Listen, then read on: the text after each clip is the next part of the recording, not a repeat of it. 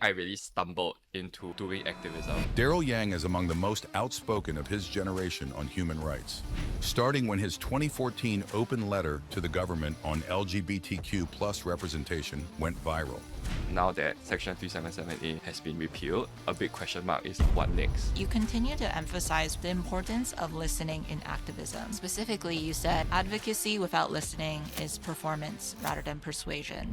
Daryl went on to co-found and volunteer with several student groups and nonprofits, and was recognized by the Straits Times, Tatler Asia, and was awarded the Fulbright Scholarship. You have built up quite a long list of experiences in student advocacy. What's your advice to someone who's interested in getting started? I would offer 3 steps. The first is that leads to the second step, which is step 3 is really where you Today, as a practicing lawyer, Daryl continues to advocate for a more inclusive Singapore through the law and serves on the board of the Disabled People's Association.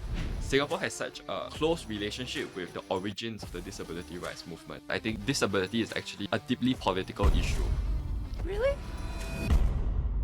One of the reasons why I really wanted to have you on my podcast, and so thanks so much for your time today, is because I've heard so much about the whispers of Yale NUS, of the amazing impact you've done in both on campus as well as in the Singapore community for LGBTQ folks. And I would love for you to share a little bit more about how you even got started in activism from such a young age.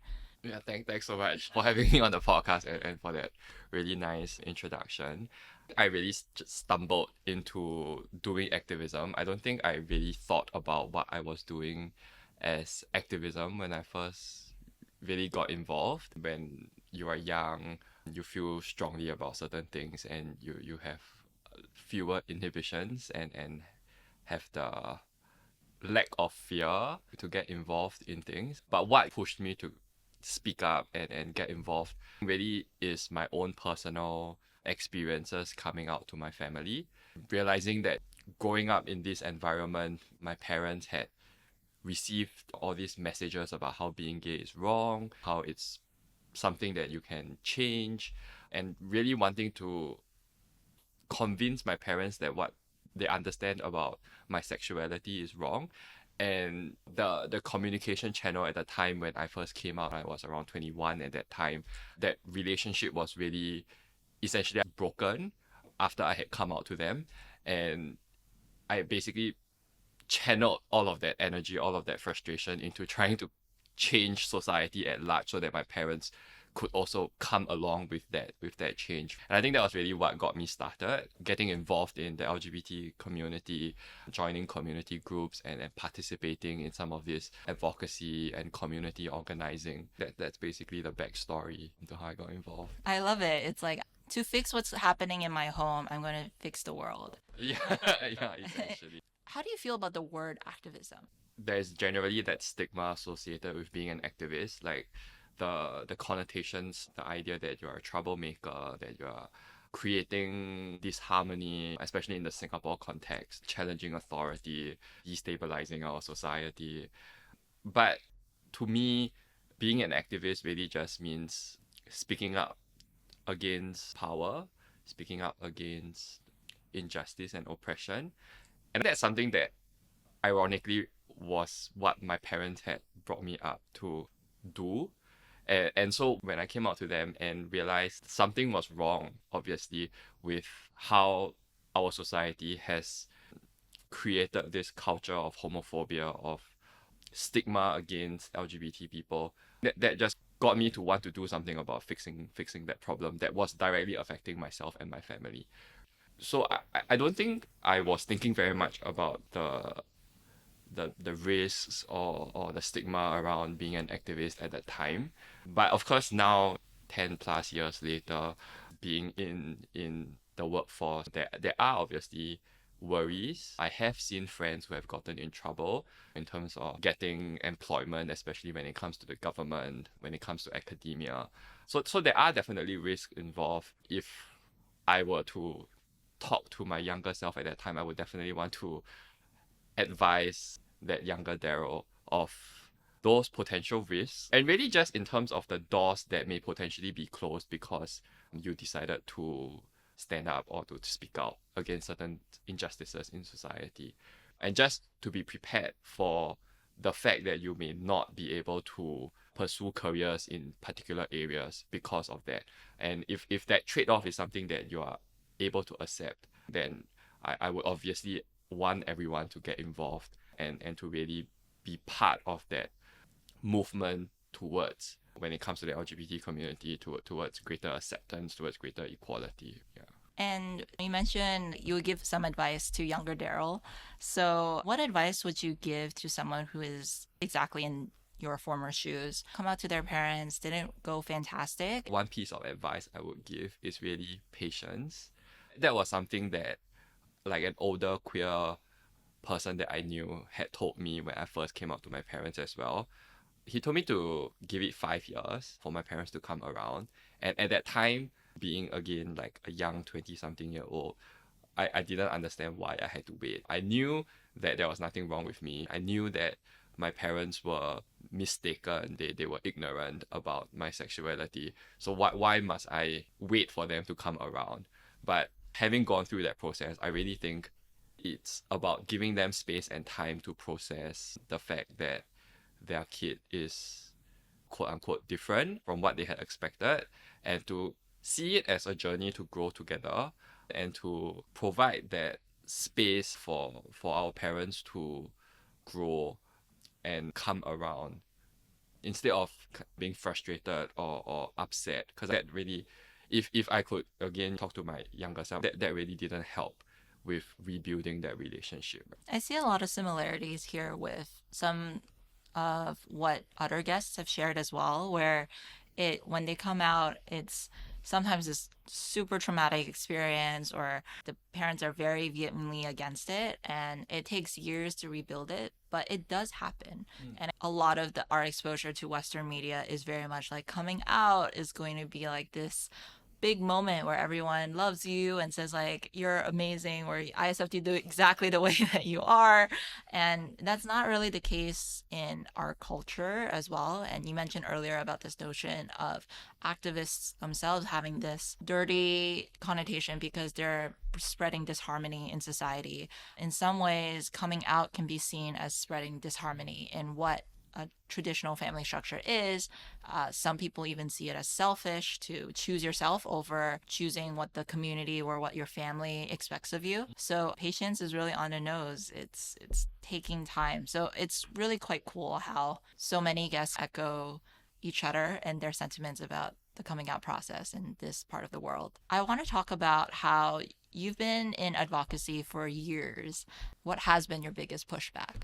Sometimes I feel like the biggest pushback is from others within the community who may feel like you are rocking the boat too much, who feel that actually things aren't that bad. Like, let's just keep our heads down and live out our lives. Like, why are you stirring up the pot and creating more visibility and potentially negative publicity about the community? Who are these people who would generally feel this way? Other people who look like me, so like other cis gay Chinese men. It's because, honestly, other than the fact that, at least before Section 377A was repealed, other than the fact of 377A, cis gay Chinese men are essentially at the top of the privilege hierarchy. Basically, there is nothing much that you can't achieve other than marrying your partner in Singapore. So why rock the boat, especially if you can resolve a lot of the issues that come with the lack of marriage equality if you have money? So that's where a lot of the inertia comes from. The fact that actually things really aren't that bad for many other cis gay Chinese men.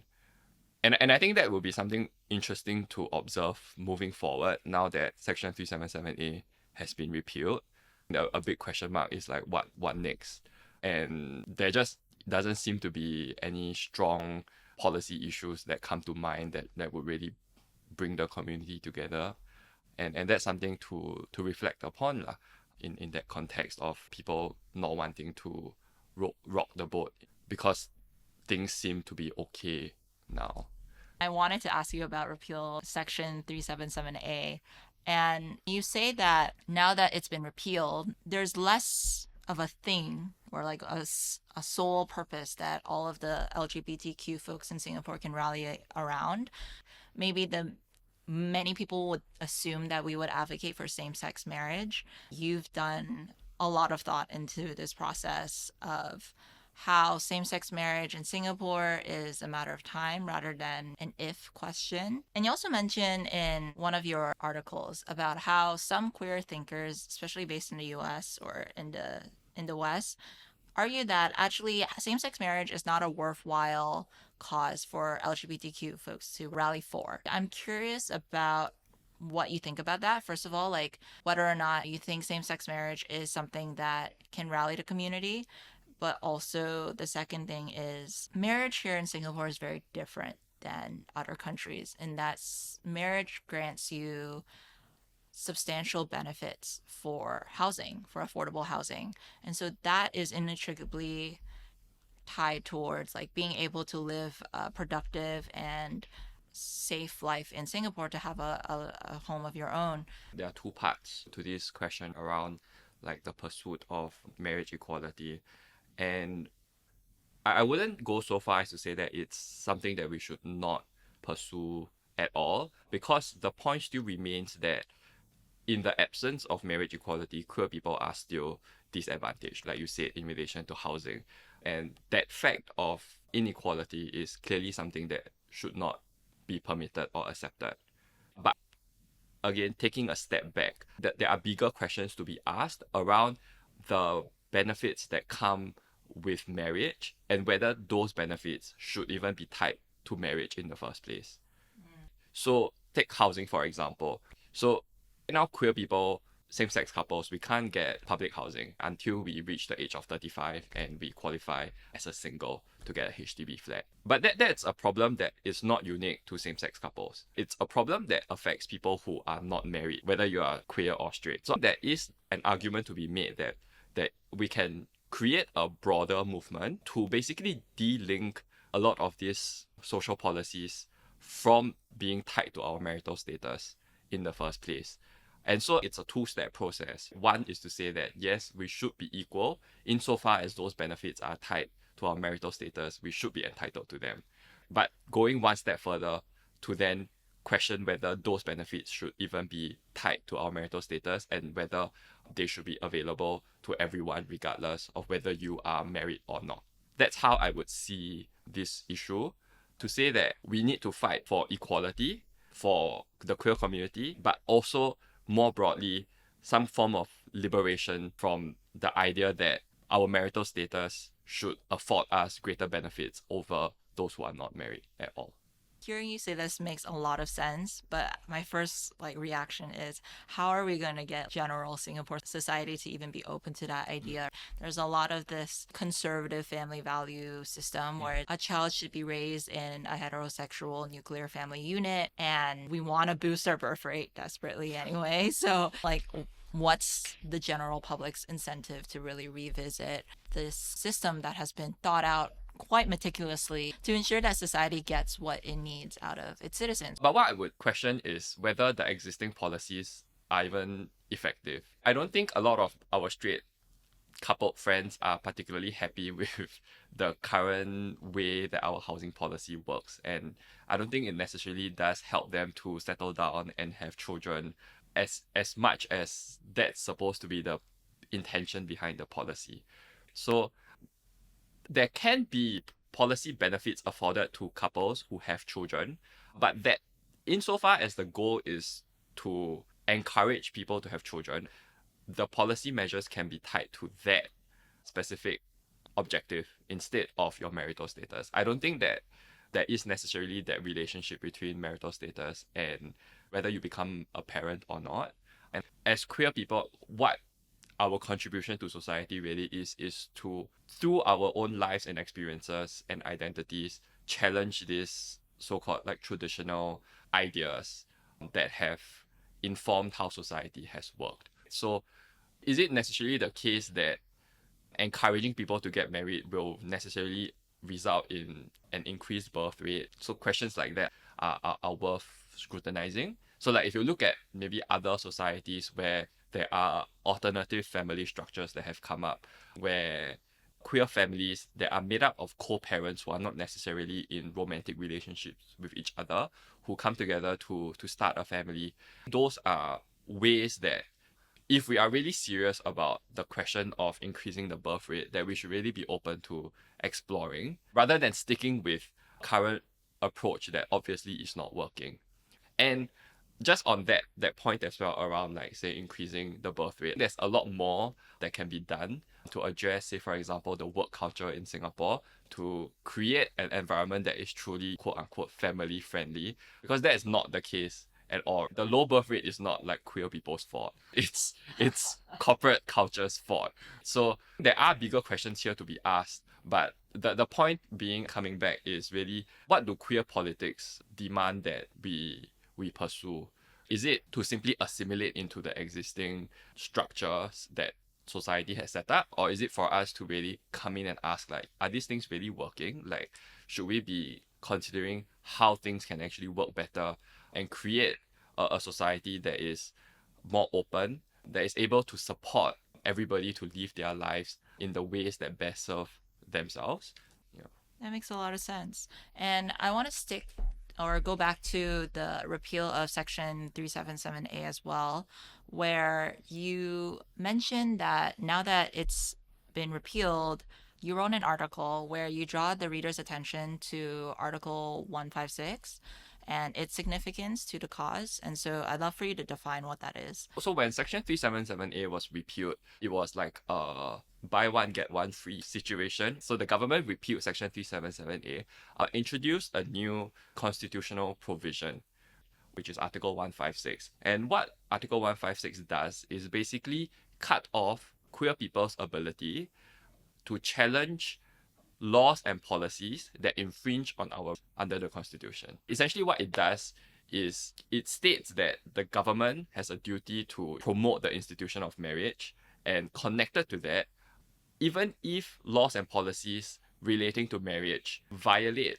the queer people, so say for example our equality, we can't go to the courts to vindicate it cuts off that our access to courts, to tell the courts that the absence of marriage equality in Singapore is violating our to equality. We will not be able to do that now with Article 156. So with say for example what we were just talking about, public housing, we can't go to the courts to say that because access to BTO is premised on your ability, on your marital status, and we cannot get married in Singapore, that's infringing on marital equality. Because if I was not gay, if my partner was not also a man, I would be able to get married and I would be able to get BTO. So all of these situations where the laws and the policies of Singapore have created the unequal status of queer people, and that's really worrying, because technically Singapore is a constitutional democracy, and what that means is we have certain fundamentals that are enshrined in the Constitution that everybody has. But Article 156 tells queer people that you don't have this anymore. Or rather, practically, you don't have this anymore, because even if you're violated,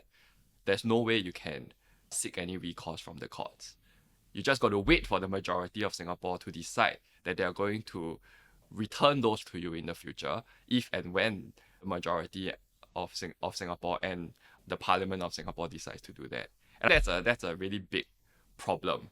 And that's something that is particularly troubling also from a comparative perspective, because Singapore is the first jurisdiction to introduce a constitutional provision like that.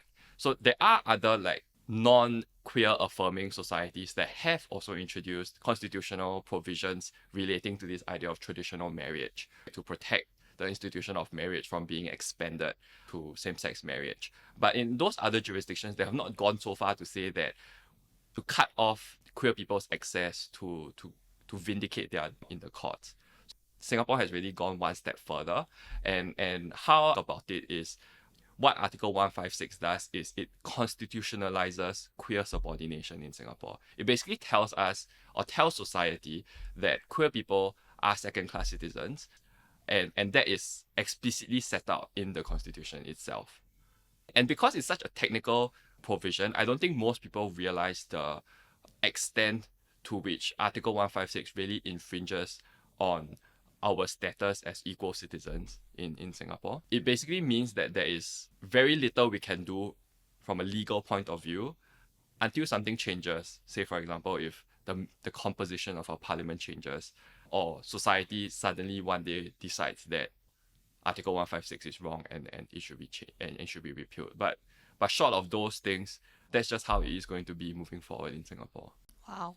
If I were to summarize what you just said, is it to say that the government, after the repeal of Section 377A, has also, in a backdoor, secretly said it is our utmost priority to protect the sanctity of marriage between a man and a woman, and because of that, we are now technically able to bar any other groups from seeking other definitions of marriage that violate or disrupt this notion of a heterosexual marriage? I know it's not law jargon, but just like as a person trying to understand what you're saying in a quick way. Okay.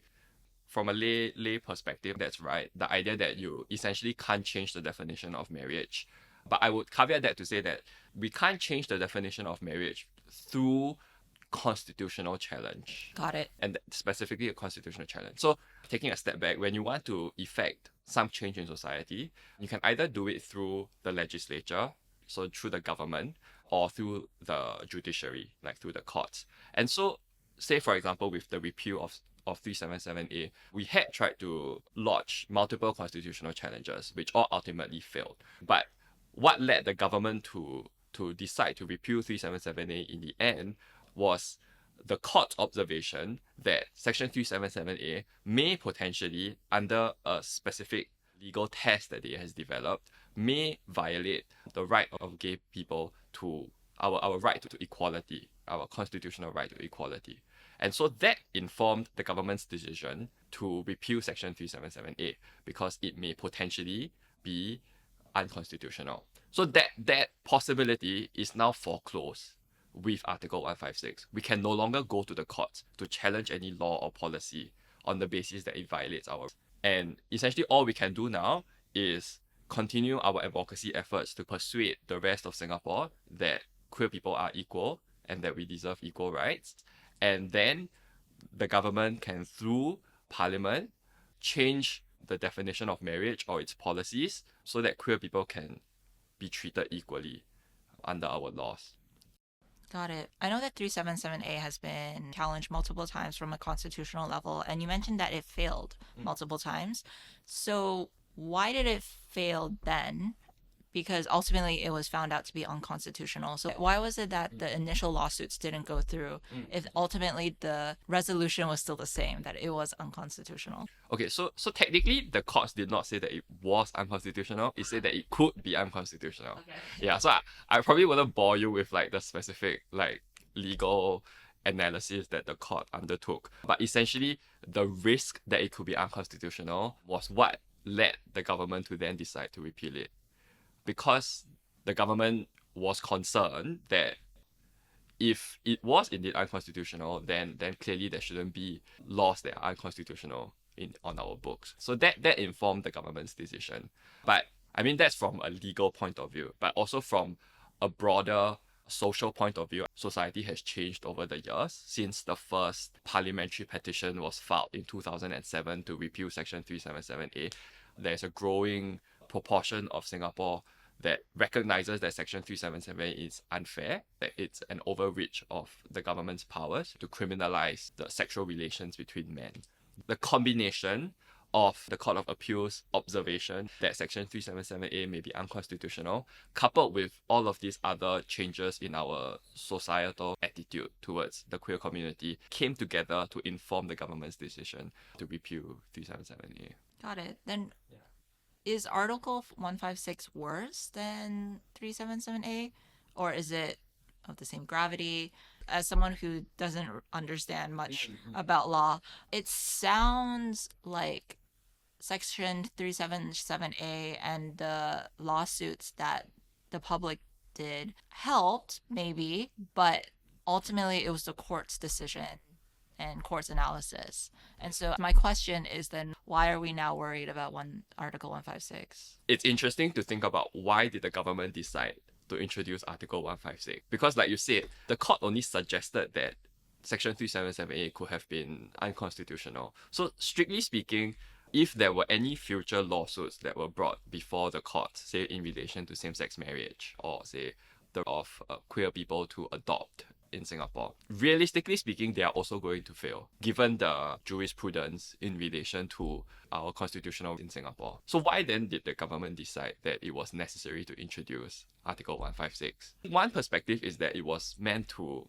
appease the religious conservatives because they were going to repeal Section 377A, but they wanted to provide some guarantee or reassurance to the Singapore society at large that actually nothing is going to change in relation to the traditional heterosexual family as the foundation of Singapore society. So there is that signaling effect from an electoral democratic point of view. But to achieve that, there were multiple ways for the government to amend the constitution or to change some other law instead. So say, for example, currently, Section 12 of the Women's Charter prohibits same-sex marriage. So it already is in the law that same-sex marriages are not recognized in Singapore. So why go one step further to introduce Article 156? It was probably unintended that the government took this step because from one perspective, the definition of marriage is something that should be decided politically. And it should not be something that unelected judges should be able to decide. So that brings to mind some of the ongoing conversations about how marriage equality arrived in the US, for example, because that was achieved through the Supreme Court's decision in Obergefell. So there was that consideration behind introducing Article 156, but perhaps the unintended consequence of this new constitutional provision is that it sends a signal that queer people don't have the same rights. It essentially enshrines in the Constitution. So when you ask me how is it different from Section 377A, it now includes not just queer men, because Section 377A criminalized sexual activity between men. But now Article 156, because it's much broader, it relates to the institution of marriage. It means that what Article 156 does is it says that same-sex couples, essentially, or people who may be in same-sex relationships, do not have the same as straight people. I don't know whether it's better or worse than Section 377A, because the message that Section 377A sends to society is that gay people are essentially criminals. So I don't know whether it's better or worse that the message now is queer people are not equal and are less equal to straight people. I don't know. But what is most worrying is the prospect for further progress in LGBTQ activism. Essentially, we have lost a key pillar for advancing LGBTQ equality in Singapore. From a principled point of view, that is just wrong. I don't think that Parliament should be allowed to specifically target a group of people and tell them that you cannot seek redress when you're violated. That's just, as a lawyer, I just think that's just not right. Am I being a bit too dramatic? No, I love it. This is exactly, like, my mind is just blown now. To bring back to what you said earlier, a lot of the reason why I've been saying numbers all day. This is like the most numeric episode, and it's with a lawyer. Something that I noticed as I was doing my research prior to this interview is that you continue to emphasize one key sentiment throughout all of your interviews and talks: the importance of listening in activism. Specifically, you said, advocacy without listening is performance rather than persuasion.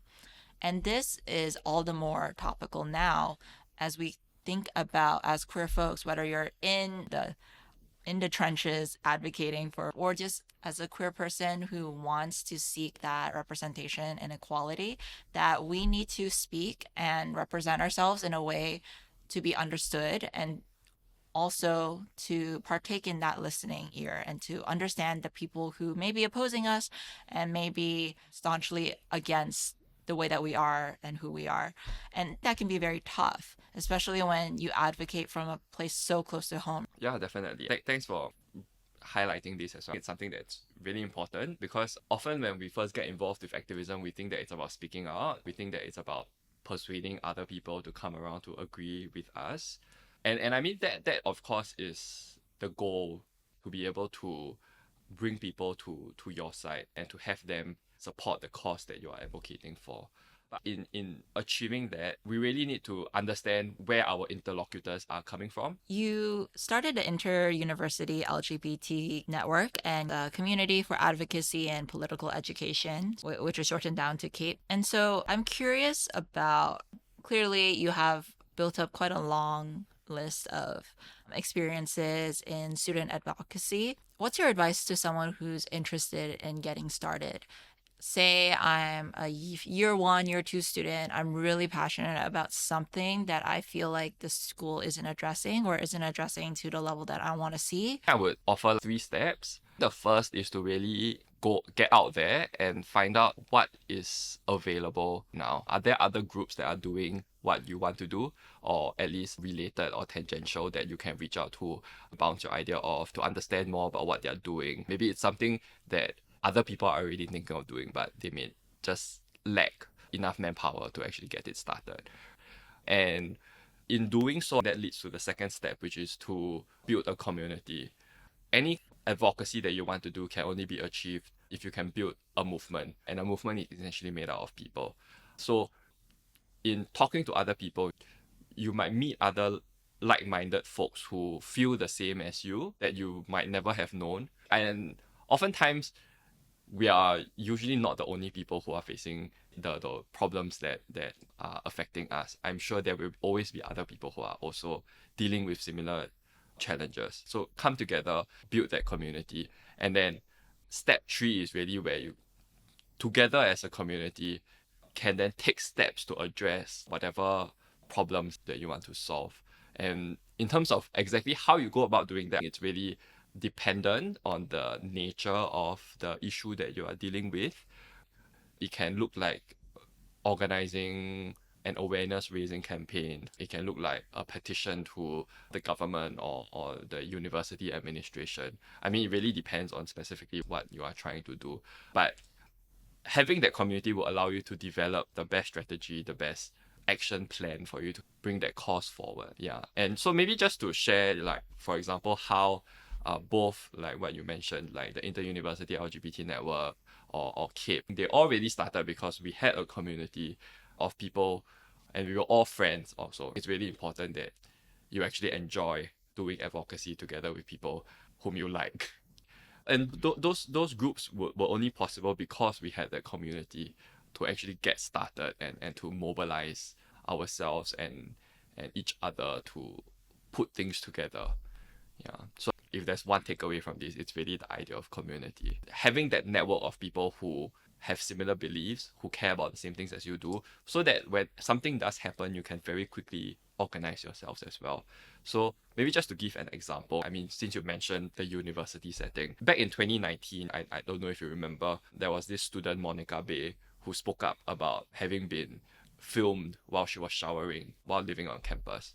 And there was this huge movement of students who organized petitions, open letters, confronting university administrators at the town hall. And it wasn't spontaneous. A lot of us who were involved with gender and sexuality groups for a long time in NUS. So when this incident happened, we could very quickly tap on our network to put all of these resources together to reach out to students from different faculties, reach out to students from residential colleges, from halls, to really bring everyone together to push this issue forward so that the administration wouldn't just sweep it under the carpet. That idea of that network, that community is super important. You really need to have that numbers, you really need to have that mass mobilization. Number one, for the administration to pay attention, and number two, also for the media and the broader Singaporean public to pay attention, which in turn would force the administration to take this situation seriously. That's some great advice. I want to take some time to also talk about how shortly after graduating from college, you pursued a Fulbright Scholarship at Berkeley. So can you talk a little bit more about why that scholarship, what prompted you to apply, and what that process was like for you? Yeah, sure. One reason why I applied for that scholarship was because a friend had gotten the scholarship the year before. So Feroz, my batch at Yale NUS, had received the scholarship the year before I applied. And that got me thinking about the possibility that I could also potentially get the scholarship. And I really wanted to go to the US to study disability law because the US is really where the disability movement started and where disability law really can trace its roots to. So the Americans with Disabilities Act, for example, is like the model law that almost every other jurisdiction looks to when we are developing our own legislations. So that was really what got me interested to pursue my master's and to apply for the scholarship. Yeah. And that's why I went to Berkeley as well, because Berkeley was the place where the independent living movement really started. And there are a lot of great and important disability organizations that are based out of Berkeley. What's your advice for aspiring Fulbright scholars? It's a very tough scholarship to get, so I'm sure any pieces of advice would be appreciated. I think one is really just go for it. You never know until you try. Oftentimes, I find myself hesitating whether I even stand a chance applying for things like that, and I stop myself from even trying. So that would be something that I would advise others not to let their own insecurities, fears stop them from even giving it a shot. Yeah, more practical advice in relation to the application. The Fulbright Scholarship is very much interested in the bilateral building of relationship between Singapore and the US. So in articulating your research interest and what you're planning to study in the US, you really need to make clear how you plan to create that dialogue between the two societies. So for example, in relation to disability, while the US is really known for disability law, Singapore is also one of the leading societies in relation to accessibility and the support that we have for disabled people. So being able to promote that engagement between the two approaches that Singapore and the US have developed was something that I was really interested in doing. So that was something that appealed to the scholarship panel as well. Which brings me to ask, why did you choose to focus your time and energy and research on disability law? It's something that people often ask because I have been doing so much work in the LGBTQ movement that it seemed a bit strange that I made this pivot to disability activism. And also women's rights. I know that you have your fingers all over. Oh, right. So you're here fighting for people's rights. Yeah, but at least like with women's rights, like gender and sexuality, that broad basket, but with disability seems a bit out of left field. But how I really got started was I did a summer school program in Yale back when I was at Yale NUS. And as part of that summer school program, I did an introduction to disability studies course. And one of the guest speakers on that course, when he found out that I was Singaporean, was saying that, oh, I actually know that Singapore has really important disability activists, and I know one of them back from the 80s when we were working together. And I was just really confused when he said that because I never knew. I have been involved in civil society for a while. I know what are some of the key issues that we focus on in civil society, and disability was really never that prominent or visible. So I was just really interested to figure out what exactly he was saying. What I learned is Singapore actually hosted the first World Congress on Disability back in the 80s. There was a Singaporean who was the president of the Disabled People's International, which is an international organization fighting for the rights of disabled people. And it just blew my mind that I don't think most Singaporeans would know this part of our history. But Singapore has such a close relationship with like the origins of the disability movement. And today, I mean, there are also many activists who are advocating for the rights of disabled people, but just in a way that is less visible than other movements, say for example with the LGBTQ movement or with the feminist movement. And that's because the issue of disability has been quite depoliticized in Singapore. When you ask someone about disability, usually the first thing that comes to mind is charity, social services, or healthcare. People don't really think about rights. And that really got me even more interested to try to see how we can really bring this idea of disability back into the spotlight in Singapore. That was what got me interested in exploring how we can repoliticize disability. And that's really important because disability is actually a deeply political issue. Really? I'm curious. Like, please expand more. Maybe why don't I ask you a question? Like when we talk about like challenges facing people with disabilities, like what would you think about? About movement. So whether or not there's accessible or disability parking spots, ramps in public spaces. Think about workplace discrimination. I have had friends privately disclose to me the fact that they are terrified of seeking mental health support from public hospitals because then if they are diagnosed with something that is seen as neurodivergent, then now they're seen as disabled. Whether or not that technically counts as disabled, I'm not sure, but feeling like their work employer is going to get a copy of their public health records or whatnot. Maybe the last is just representation. You don't see many disabled folks roaming around in society, and a big question that comes up is why. I'm just curious, like, do you think that these are political issues to you? Or how do you see these issues? I feel like I'm very similar to what you mentioned earlier about most people, which is that seeing it as like not necessarily rights, but more like this should be given by society, whether that's in the form of benefits or healthcare. Politics just doesn't come to mind. And the idea that you are very incentivized to politicize this surprises me because of the way that queer people are now politicized. To be an ally is a political statement rather than for disabled folks. I feel like maybe for them, both parties, whether you're left or right or whatnot, can generally agree that disabled people should be able to function in society and move around and whatnot. I mean, to what degree maybe that now is a political statement, right? The sour taste in my mouth is more coming from what benefits does the disabled community have for being politicized? So when I say politicize, I mean in terms of challenging the prevailing ideology of how we understand disability. So not so much in that liberal conservative by distinction.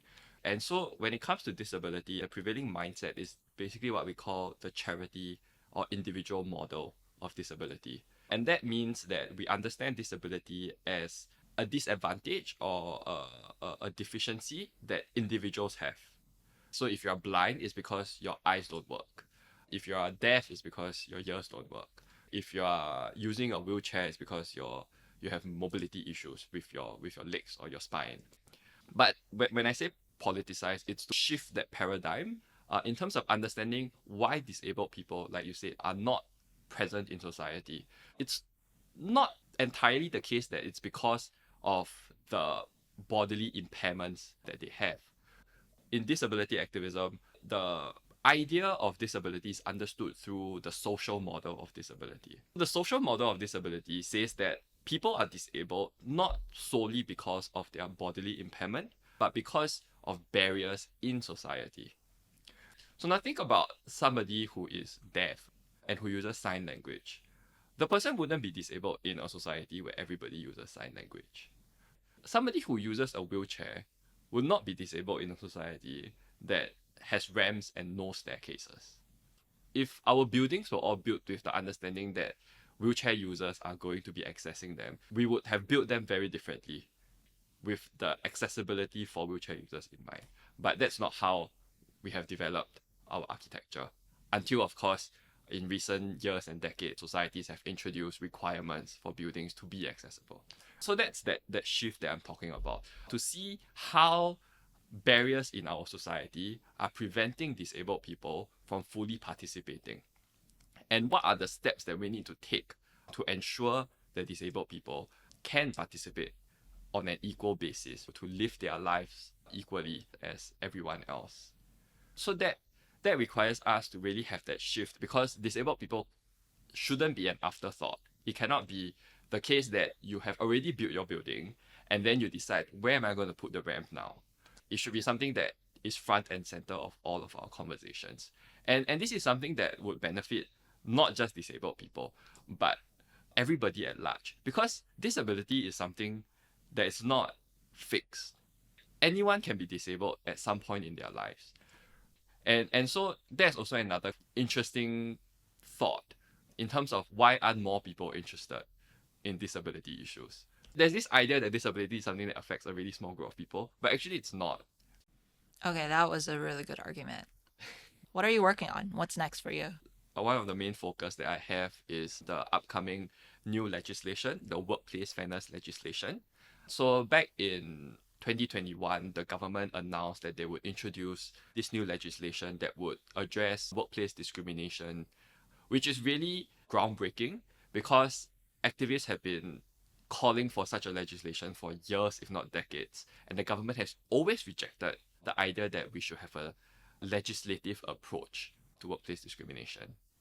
So I've been working on advocacy around ensuring that this legislation will be sufficiently comprehensive and sufficiently robust in ensuring that all the different minority groups will be able to be sufficiently protected under our law from workplace discrimination.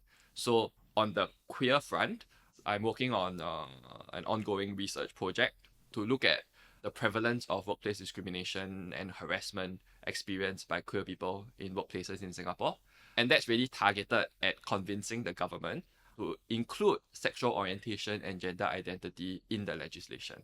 So now the government has said that they are not going to protect queer people from workplace discrimination under this legislation, which is very troubling position to take because the reality, as you and I both know, as many of our friends have experienced, queer people experience a ton of workplace discrimination. The fact that many of us wouldn't even dare to disclose our identity at the workplace just speaks to that. So it's really troubling that this new legislation is likely to not protect queer people from workplace discrimination. So that's on the queer front. On the disability front, the legislation is also not likely to enshrine a right to reasonable accommodations. So with disabled people, I don't think employers are actively hating on disabled people the way that they may potentially hate on queer people. And so they may choose not to hire a gay person because they have certain homophobic beliefs. But people generally don't feel that way to disabled people. The concerns with disabled people would generally be around, would they be able to do the job? So there are certain biases, there are certain stereotypes about the abilities of disabled people. And one of the key policy solutions to ensure that disabled workers can perform their jobs effectively is to ensure that they are provided with accommodations at the workplace. So this would, say for example, mean providing a blind worker with a screen reader on their computer so that they can review documents.